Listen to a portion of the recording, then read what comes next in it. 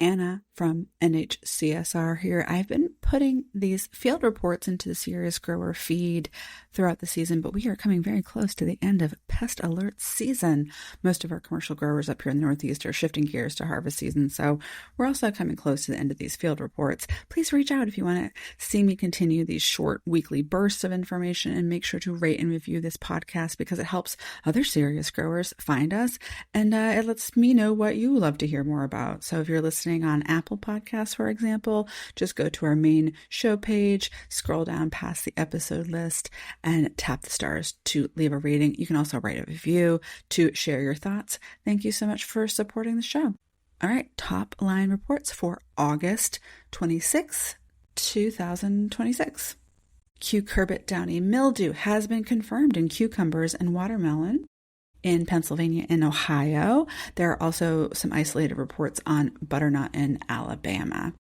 Northern corn leaf blight has been confirmed in New England, which is a disease of minor concern for vegetable growers, but it can be more of a concern for field corn growers that have arrived early in the season. Speaking of corn earworm numbers remain high across the region, so silking sweet corn is likely susceptible to egg laying. Keep your eyes peeled for locally sourced trapping data wherever you are. Basil downy mildew has been reported in some areas, as well as Verticillium wilt in eggplant.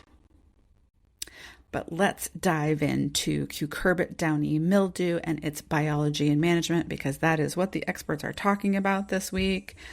Downy mildew lesions start as pale green to yellow angular spots on the upper leaf surface, sharply bounded by veins. So this angular vein delimited shape is a key diagnostic feature that separates cucurbit downy mildew from other cucurbit diseases like angular leaf spot or early anthracnose. It really does stand out once you've seen it once. These spots will expand over time as the disease progresses. They'll turn tan to necrotic brown. If you look on the underside of the leaves, you will see those downy growths. Heavily infected leaves cup upward, dry and die.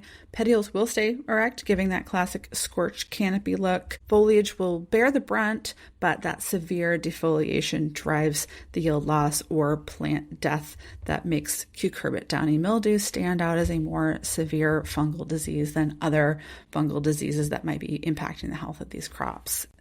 The University of Massachusetts vegetable team put out an alert this week for New England growers as northward moving storms are predicted this week that might be carrying sporangia of this cucurbit downy mildew fungal pathogen to northeastern areas this week from the mid-Atlantic.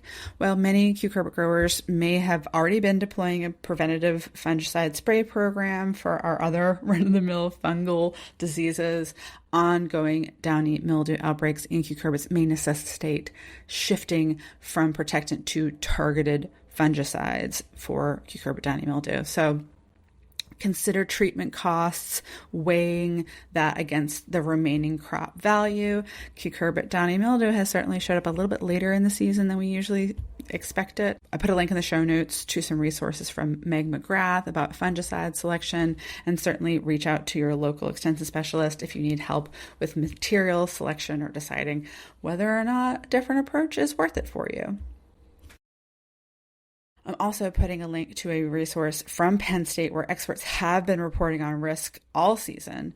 They mentioned 2 different clades of cucurbit downy mildew, and understanding the difference between these 2 clades could be important to you. So clade number 1, you are more likely to find this impacting watermelon and the cucurbit group. So kabocha, pumpkin, butternut, summer squash, acorn squash, Halloween pumpkins. These are all going to be clade 1 impacted crops. Clade 2 prefers cucumber and cantaloupe. And this is the clade that has been reported in the mid-Atlantic, so cucumber might be at higher risk across the region.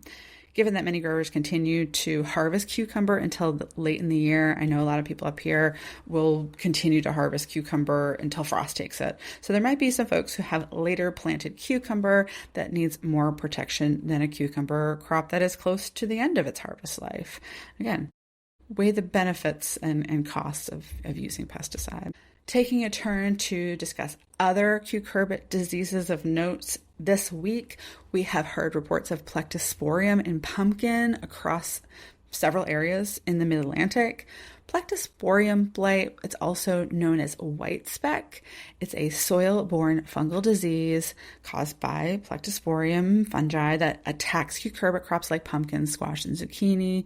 It sounds like this disease can have an outsized impact on pumpkin handle specifically, so it can be particularly troublesome if it gets into fields. Worth learning to distinguish the symptoms of Plectosporium from powdery mildew.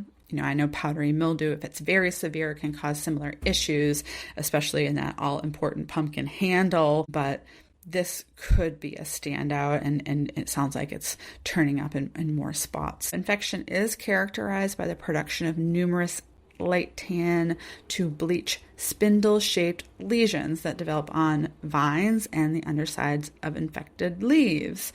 As that disease develops, it will produce these white speck symptoms on the vine and the stem of infected pumpkin plants. And I feel like this really stands out as different from symptoms associated with powdery mildew. So take a look at the link in the show notes to see photos of that. We've heard reports of potential basil downy mildew in the Northeast, and although symptoms are described kind of similarly from cucurbit downy mildew, it's important that this is a whole other species that causes Basil downy mildew as a disease. So if you're hearing about cucurbit downy mildew in your area, it will not infect basil, and basil downy mildew pathogens will not infect cucurbits. That's just how diseases are. So make sure to confirm infections with your local plant diagnostic lab if you think you are seeing something new, and particularly since I believe they can tell you which race of Basil downy mildew you have. And wouldn't you guess it, there are multiple races of this emerging disease. Knowing which one you are dealing with will be important if you want to select resistant varieties of basil in the future. There are currently a team of researchers investigating this disease. It's a new and emerging disease in North America. And so they're coming out with great information about resistant variety selection for this disease. But because we are learning more about these races and the fact that resistance is linked to the race of the disease, this is kind of a moving target. So find a link in the show notes to a growing produce article from this team, but expect more research to come as it is an ongoing project. We typically hear about eggplant crops coming down with Verticillium wilt this time of year, and it sounds like many growers are seeing this now. Classic symptoms for this disease is wilt and yellowing occurring on one side of leaves.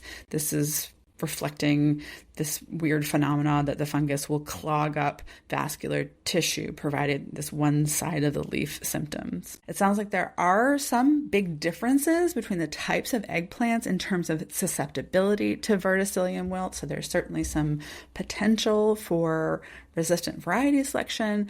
But in talking to most people, it sounds like eggplant is kind of a minor crop for most of our growers. So they kind of pay no mind to Verticillium once it shows up. But I am curious if you agree. Please reach out if you'd like to learn more about eggplant pest and disease management. If you've had issues, especially if you've had issues with fruit set, we would like to learn more about this because it could be a matter of too much heat at inopportune times. So, these flowers might be responding to extreme heat that causes flower abortions, but it also could be a botanical issue because we are seeing growers starting to grow more new and exciting varieties of eggplant. And so we're hearing more issues come up, and I want to hear more from you. Let me know what you're doing. Are you seeing anything weird? I'll leave it there for now, but let me know if you'd like to hear more, and thanks so much for listening.